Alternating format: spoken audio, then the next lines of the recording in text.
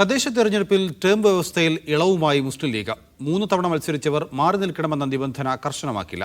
വിജയസാധ്യതയുള്ളവർക്ക് 4ാമതും അവസരം നൽകാം. എന്നാൽ 3 തവണ വിജയിച്ചവർക്ക് ഇളവ് ബാധകമല്ല. തദ്ദേശ തെരഞ്ഞെടുപ്പിൽ വിജയം ലക്ഷ്യമിട്ടാണ് ഇളവെന്ന് ലീഗ് ജനറൽ സെക്രട്ടറി PM സലാം മീഡിയ വണിനോട് പറഞ്ഞു. Media one exclusive.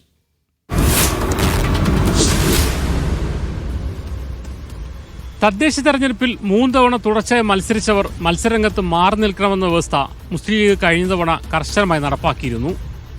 ഈ വ്യവസ്ഥയ്ക്ക് ഇളവ് നൽകാനാണ് മുസ്ലിം ലീഗ് സംസ്ഥാന കമ്മിറ്റിയുടെ പുതിയ തീരുമാനം. വിജയസാധ്യതയാണ് ഇളവിനുള്ള മാനദണ്ഡം. ഒരു തദ്ദേശ സ്ഥാപനത്തിൽ ഒരു നേതാവ് മത്സരിക്കുന്നത് വിജയത്തിനും പ്രാദേശിക സമവാക്യങ്ങൾക്കും അനിവാര്യമാണെങ്കിൽ 3 ടേം എന്ന വ്യവസ്ഥ തടസ്സമാകില്ല എന്നതാണ് പുതിയ തീരുമാനം. ചില വാർഡുകൾ വിജയിക്കണമെങ്കിൽ ചിലരുടെ സാന്നിധ്യം അനിവാര്യം.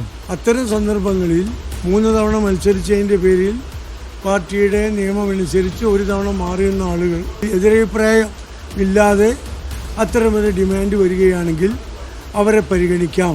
ശാഖ, വാർഡ്, മണ്ഡലം കമ്മിറ്റികൾ ഏകകണ്ഠമായി ശുപാർശ ചെയ്താൽ ജില്ലാ കമ്മിറ്റികൾക്ക് ഇക്കാര്യത്തിൽ തീരുമാനമെടുക്കാം. അതേസമയം 3 തവണ വിജയിച്ചവർക്ക് ഈ ഇളവ് ബാധകമാകില്ല.